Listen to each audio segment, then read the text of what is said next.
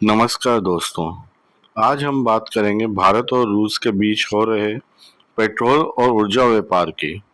पिछले कुछ वर्षों में दोनों देशों के रिश्ते सिर्फ राजनीतिक नहीं बल्कि आर्थिक रूप से भी गहराए हैं और इसका बड़ा कारण है ऊर्जा सेक्टर, खासकर तेल यानी क्रूड ऑयल का व्यापार। व्यापार की शुरुआत। भारत दुनिया के सबसे बड़े तेल उपभोक्ता देशों में से एक है।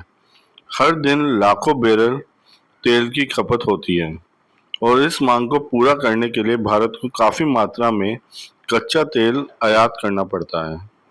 रूस, जो दुनिया का एक प्रमुख तेल उत्पादक देश है, भारत के लिए एक विश्वसनीय और रणनीतिक तेल आपूर्तिकर्ता बनकर उभरा है, खासकर यूक्रेन युद्ध के बाद, जब पश्चिमी देशों ने रूस पर कड़े प्रतिबंध लगाए। डिस्काउंटेड डील्स और भारत का फायदा। रूस ने भारत को बाजार से सस्ते दामों पर कच्चा तेल बेचना शुरू किया। भारत ने इस मौके का फायदा उठाते हुए रूस से बड़ी मात्रा में क्रूड ऑयल खरीदा। रिपोर्ट्स के अनुसार 2022 के बाद भारत रूस से सबसे ज्यादा तेल आयात करने वाला देश बन गया।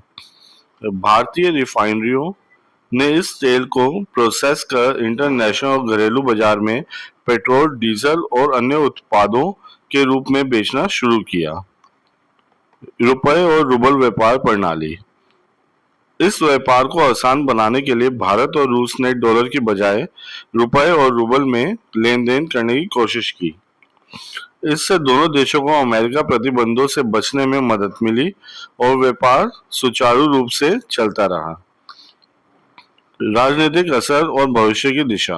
हालांकि पश्चिमी देशों ने भारत की इस नीति पर चिंता जताई, लेकिन भारत ने साफ किया कि उसकी प्राथमिकता राष्ट्रीय ऊर्जा सुरक्षा है।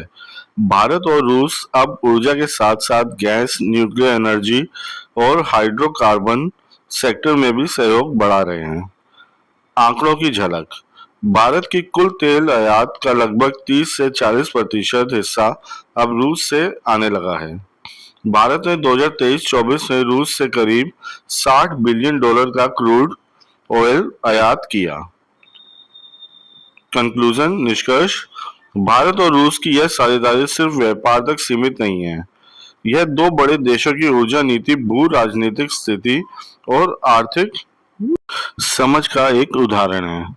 जहां एक और भारत को सस्ती ऊर्जा मिल रही है, वहीं रूस को एक बड़ा और स्थायी बाजार मिला है। आने वाले समय में यह साझेदारी और भी मजबूत होती दिखाई दे सकती है। धन्यवाद।